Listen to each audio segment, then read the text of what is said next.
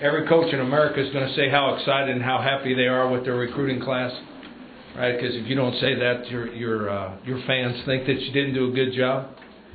I think the thing about this class was we had, when the coaching change happened, we had I think 17 or 18 commitments.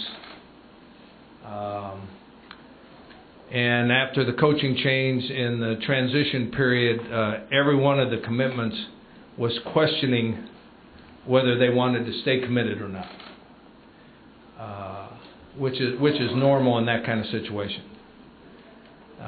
So I thought that especially the coaches that stayed, Brian and LaCharles and Tony, because head coaches have limits on what they can do as far as recruiting goes, did an unbelievable job. They did a job of 9 assistant, 3 of them did the job that 9 assistant coaches normally do. And contacted our committed guys, made them feel good about their commitment to the program, which means they committed to the program, not to a coach. Made them feel good about their commitment to the program. Most of them, after our initial contact with those guys, the majority of them felt better and felt good about their commitment and stayed with their commitment. All the way up to the end, there was 4 or 5 of those guys that were getting hit on the very last weekend. 2 of them had 7 coaches in their at school and in their house on this last Friday, trying to convince them that they ought to change their mind. In addition to that, we added 4 or 5 commitments after the coaching change. So I think that the period of time, or how quick the change was made, gave us a chance to keep a very, very athletic class together. Okay, if you go down this list, I'm excited about, we kept 5 of the local guys close to home. All of them are multi-sport athletes. And if you go down that list, I like to point out the big guys.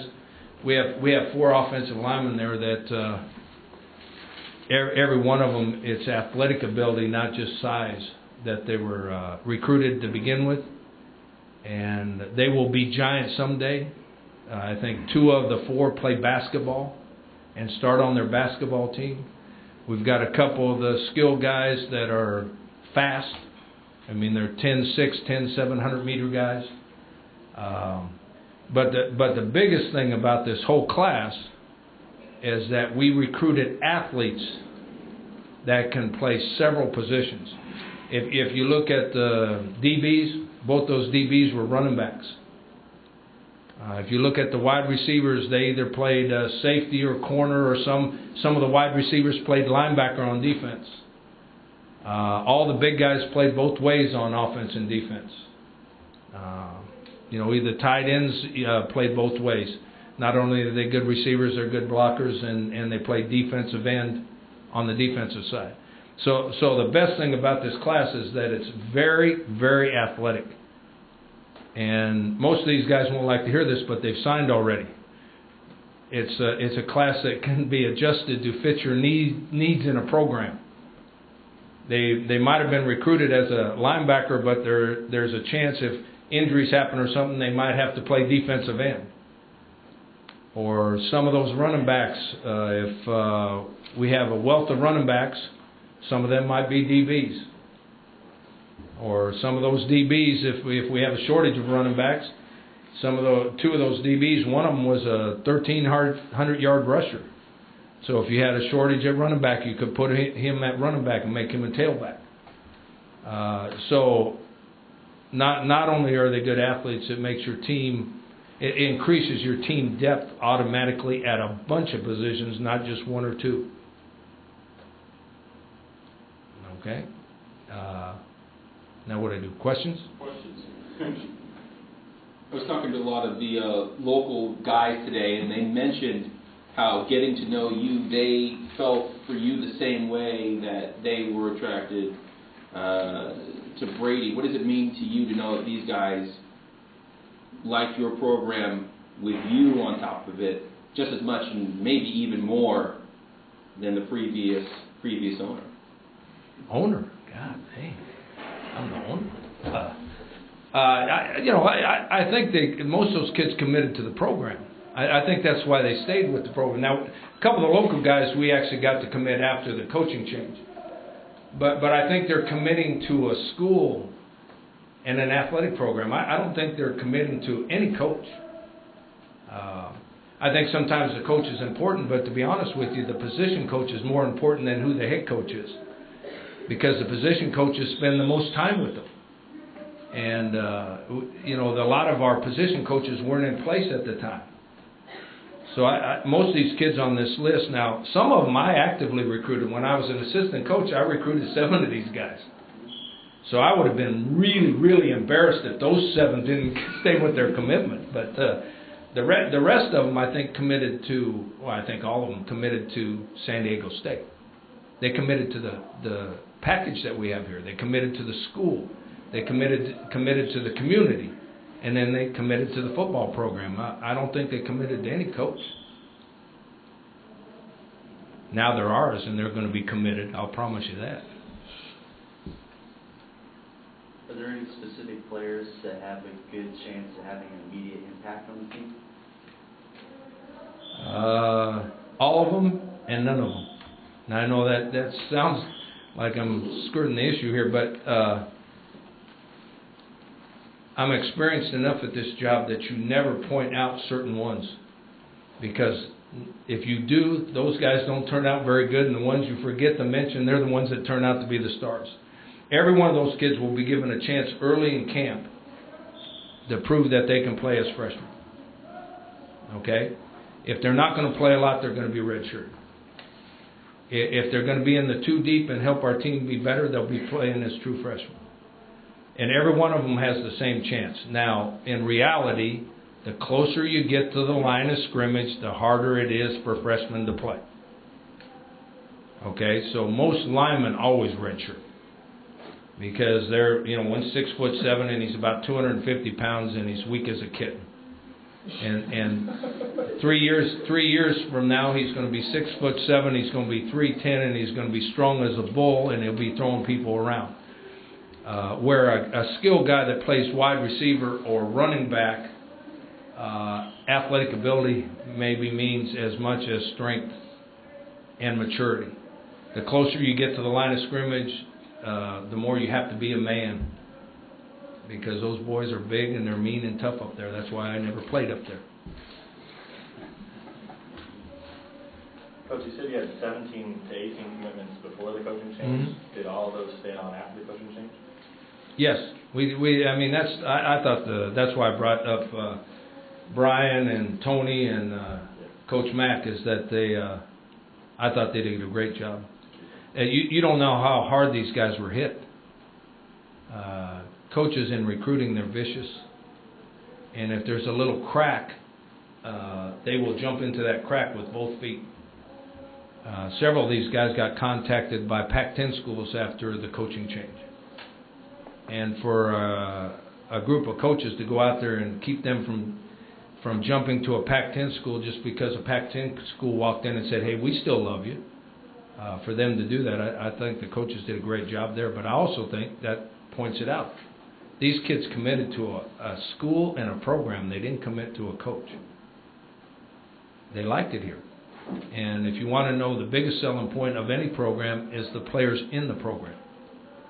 Those guys that are working out right down there now, they're the ones that sell the program. They're the ones that these kids committed to, because they like them. They fit in with them. I know you don't like talking about specific people. I'm not sure what rules are right now. Well, I can talk about all these guys. You can talk about them. Okay. Yeah, now I can. Yeah. All right. There was no trepidation at all about bringing in Sam, considering him going off on his mission. No worries about his condition when he comes back or anything like that. And no concerns whatsoever. Now, he's probably not going to be in football shape when he gets back, and he'll have to work hard to get in football shape. But I've been around this before. I've had several players that have played in our program that have gone off on mission. The positives really outweigh any negatives from them going from mission.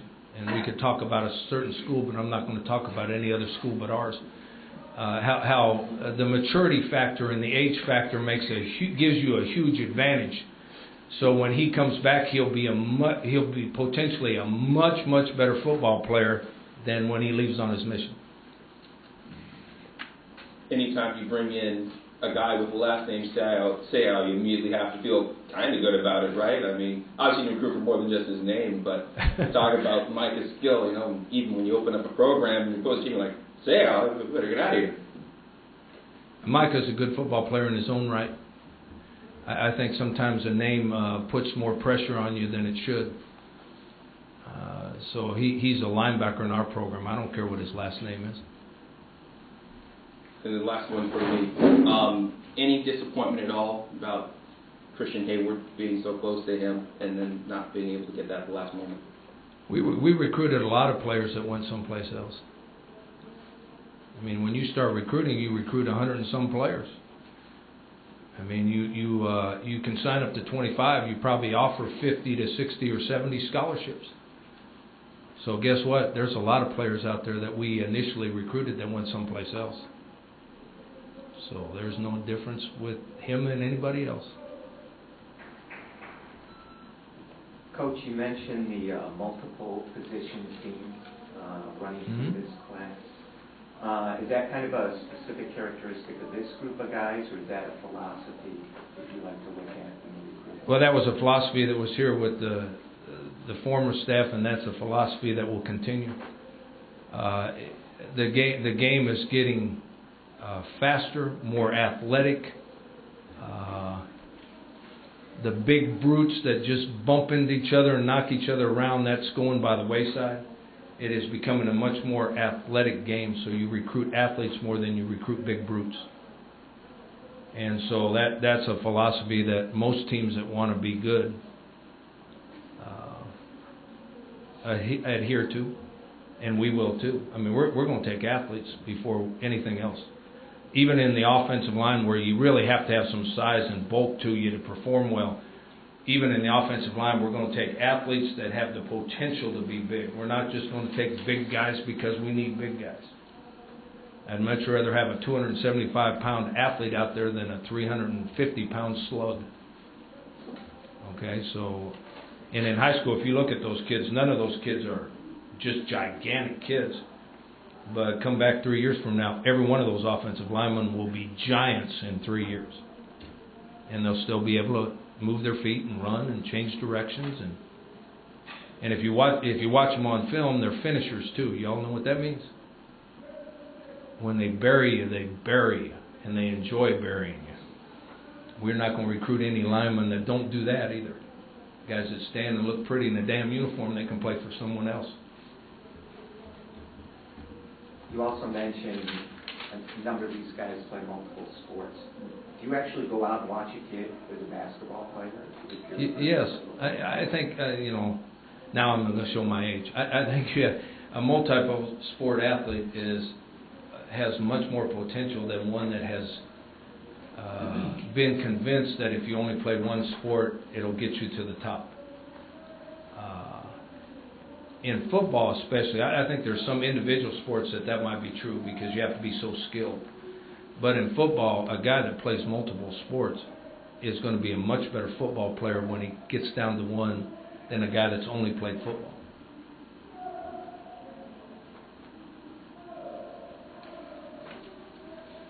Any other questions for Coach? Coach, the season you guys just had, which was it was a breakthrough season, a lot of success. Did that allow you to recruit more successfully? I think it allowed us to keep those guys and helped us keep those guys in the fold, the ones that were committed and thinking about maybe changing their mind. I think it helped us maybe get some of the new guys to sign up that hadn't committed before. Maybe Mike can tell me,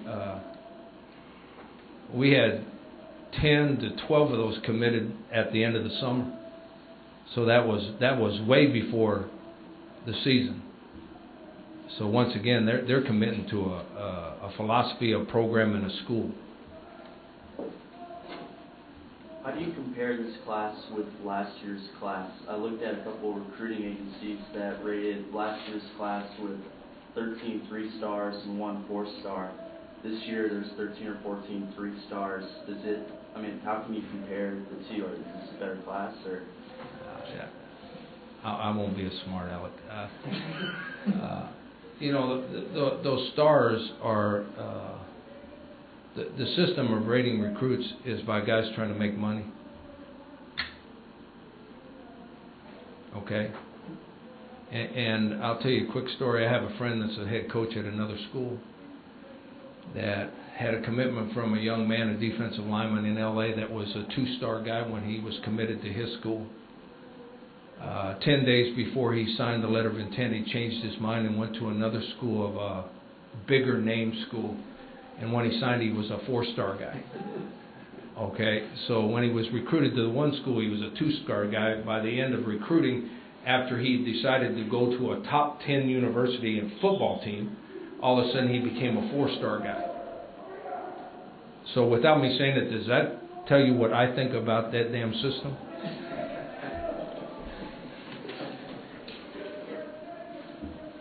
As a recruiter, as a head coach, how will you differ, or how do you differ from Coach O in substance, set aside style, in terms of philosophy, or maybe different sort of player, or different part of the country? Are there any differences? Well, I'm sure there's a bunch of differences. I don't know how to compare myself. No, I mean I've been with him in a home in recruiting, and we've been in homes way back in the, I can't even remember when we were together at Oregon State, but we were in homes together there. Obviously, we have different personalities, so our styles are different. Does that mean we're going to attract different players? No, because the philosophies are the same. We're recruiting athletes. Now, if you coach a particular position, I mean, like if I remain the safeties coach, there's a chance that you might get a few higher profile safeties because they think the head coach is going to be their position coach. Okay, which to a 17-year-old sounds really exciting. In reality, it doesn't make a darn bit of difference. But in the recruiting process, it might make a young man think, well, gee whiz, I won't get coached by the head coach. Well, he might be better off being coached by someone else than the head coach, because the head coach has a whole bunch of other things to do than coaching his position. Of course, as the assistant coach, you recruited 7 Inland Empire players from your area. Do you feel that that's going to make a difference in terms of getting future players from that area, even though you may have assigned the Inland Empire to somebody else? Well, so the Inland Empire will be assigned to somebody else. And I told him we've had 13 guys signed from the Inland Empire in the last 2 years, and if there's any fewer than that, he better look for a job. No, I was just kidding. But that's one of those things that there's a lot of reasons those kids want to come to San Diego State, and there's a lot to sell here. And when you're only an hour and 45 minutes to 3 hours away from here, it's really inviting. So for us, it's a really good recruiting area. And there's some really good athletes. In fact, there's a little pocket in the Inland Empire that plays as good a high school football as I've ever seen. Not just as good a high school football in California. I mean, I've recruited all over. I mean, they play as good a high school football as they do in Texas, as good as high school football as they do in Pennsylvania, as good a high school football as they do in Florida. Where else do they play great high school football? Or they think they play great high school football. I mean, what are they? Ohio? I mean, I've recruited all those places, and there are several pockets in California that play as good a high school football as anybody in the country. Now, they make a bigger deal out of it in some of those states. Is San Diego one of those pockets? What's that? Is San Diego one of those pockets? Yeah, I think so. I think it is. When you see the number of kids that sign out of the San Diego area every year in a lot of sports, not just football, but in a lot of sports, and then you see how many are represented in the NFL, okay, or some of them that are snowboarders and all those sort of things. How can a guy be a snowboarder from San Diego and be the most famous one in the world? I haven't figured that one out yet, but yeah, I think for the size of the population, there's a lot of great athletes that come out of here in all sports, and we're going to make an effort to try to keep as many of them here as we can. And if we can continue to win games, guess what? More and more of them will stay. I don't know how many we had last year, but we have 5 this year. And all of them are good players, and guess what? All of them were recruited by other people. Some of them by Pac-10 schools. So, when I got here, I heard you couldn't beat a Pac-10, you couldn't get a kid and beat a Pac-10 school in recruiting. That's baloney. That's baloney too. Coach, in your mind, did San Diego State lose any recruits to Michigan because Brady was black? No. Not at all. And I thought that they handled it very professionally. They did not contact or recruit any kids that were committed. They did contact and recruit several kids that we were still recruiting that hadn't committed to anybody. And that's as professional and as legit as you can get. There are a lot of head coaches in this world that would not have done it that way. I've been around them. On the other side, having a San Diego State coach go to a Big Ten school puts San Diego State on the map a little more than playing in a pre-Christmas bowl game. Do you think that having a San Diego State coach at Michigan will help recruiting in the future from outside the local area? I don't think so at all, because the majority of their recruiting, the majority of our recruiting will be in different regions of the country. I mean, if you go to quote, quote, top 10 schools, they say that they recruit nationally, and then you look at their rosters, and 80 to 90% of their rosters are local. So if you look at a Big Ten school, 80 to 90% of their kids are from Ohio, Pennsylvania, Michigan, Minnesota, Illinois. They're all from, the majority of everybody's team is wherever the biggest population is close to the school. Now, they might get 1 or 2 kids from way off someplace. And that, when I was coaching at another school, we tried to do that, because guess what? If you recruit a guy from way far away and he has a bunch of stars behind his name and he comes to your place, he might not be as good as a player that's down the street, but you get a whole lot more credit for it in the recruiting rankings. Okay, and there's plenty of good football players close to here that we don't have to go nationally. So I would guess that we're not going to. That will not help us in recruiting, and that's not going to hurt us in recruiting.